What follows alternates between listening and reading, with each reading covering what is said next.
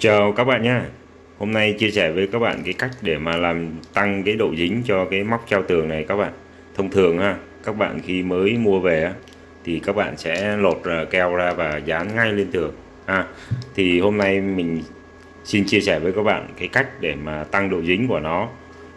Thì những video trước mình có hướng dẫn các bạn là khi nó bị bung thì mình đã hướng dẫn các bạn cách khắc phục rồi nhưng mà bữa nay thì đây là cái mình mới mua về đó. Thì trong trường hợp này các bạn biết là từ nhà máy sản xuất tới người bán, người ta để thời gian rất là lâu, có khi cả 2-3 năm gì đó rồi mới tay người tiêu dùng.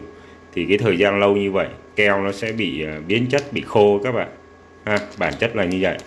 Thì bây giờ để khắc phục nó, mình sẽ sử dụng lửa để mình cho hơi nóng để cho keo nó sẽ chảy ra, và khi đó mình treo đồ mình dán nó sẽ dính nhiều hơn nha các bạn. Đèn cầy gì đó thì các bạn hơi về cho mình đó, cho cái phần keo nó chảy ra, đảm bảo với các bạn luôn là khi mình làm như vậy thì cái keo nó sẽ phục hồi lại được gần như là keo mới ban đầu các bạn, thì nó sẽ tăng độ dính lên. Các bạn biết không, với những cái keo như thế này thì các bạn nên sử dụng ở gạch men nha các bạn.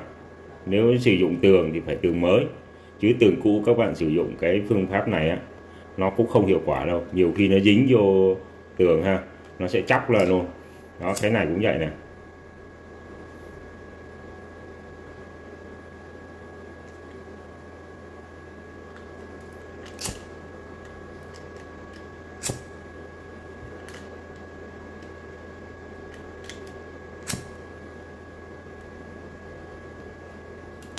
Rồi, sau đó thì các bạn lột ra, các bạn dán thôi, đảm bảo với các bạn luôn là nó sẽ dính hơn rất là nhiều luôn nha các bạn.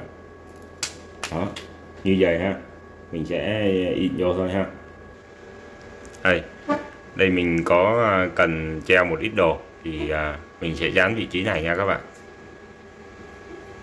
Đó, các bạn miết cho chắc cho mình, cũng đỡ hơn rất là nhiều rồi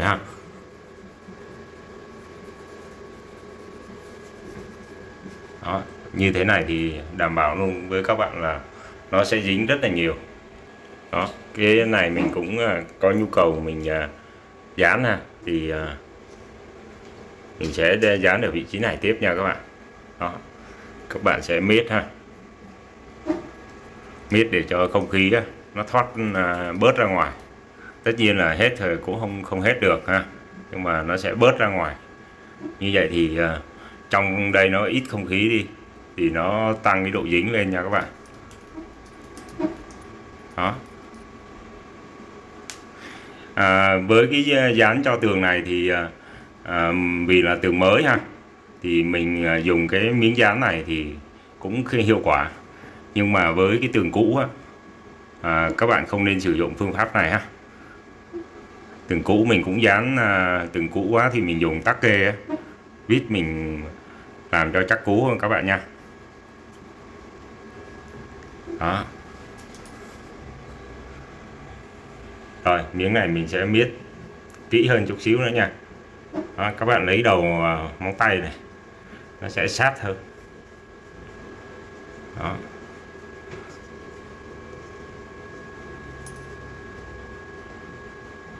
để đảm bảo với các bạn luôn là nó sẽ hiệu quả nha các bạn.